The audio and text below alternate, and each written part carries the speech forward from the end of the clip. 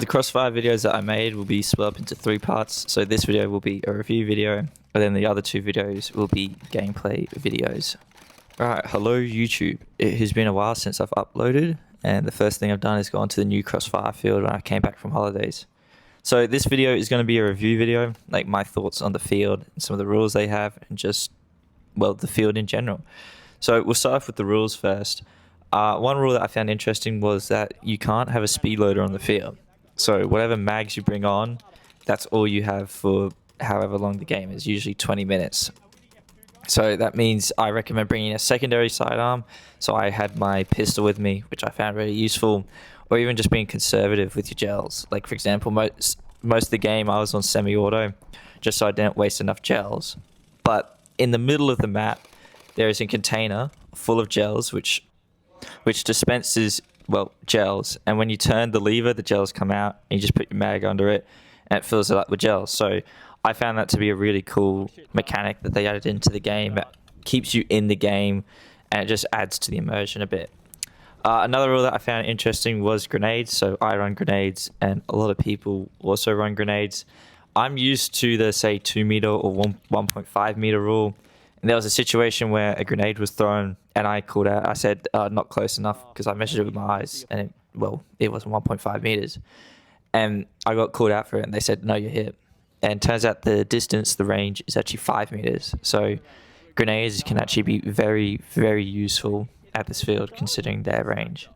Another rule is, at Crossfire, you must have a muzzle sock on. You can buy one from the field for about $15.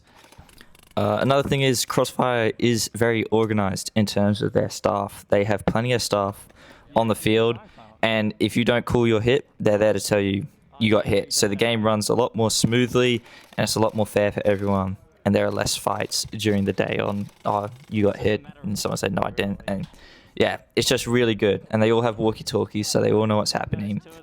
So some facilities on site that they have is they do have food. They actually have quite a bit of food. They have, say, pies, sausage rolls, chips, jerky. They have plenty of drinks as well. So if you don't bring food, then don't fret. They have plenty of food there. They also have a gel blaster store and a repair area. So if your blaster fails during the game, then you can go and repair your blaster, which I found to be very useful because I had to do that. Now, in terms of fields, they only have this one field, which you can see I'm playing on now. But in future, apparently they're going to make a real-life Nuketown. So there's an area behind me with some buses and fire trucks. And I was told by Nathan, the owner, that they're going to build some quote-unquote houses around there. And I feel like that'd be really cool. One thing I did enjoy about this field, unlike other fields, is that you can actually go inside the vehicles, open the doors, and do whatever with them. I really liked that aspect of this field. They also have a little island, which they'll build a bridge to, and I think that was going to be a separate field.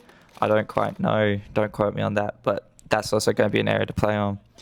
And then they also have a ton of other land that they are going to do other things with.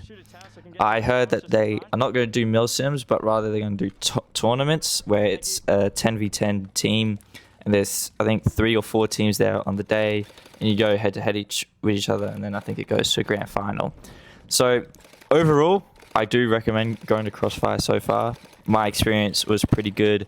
Everything ran really smoothly. Everyone there is really nice. And also, if you ran out of gels, people actually gave you gels. People offered to give you gels, which was really cool. So, yes, I highly recommend going to Crossfire. And that's been my review. So I hope you guys have enjoyed that.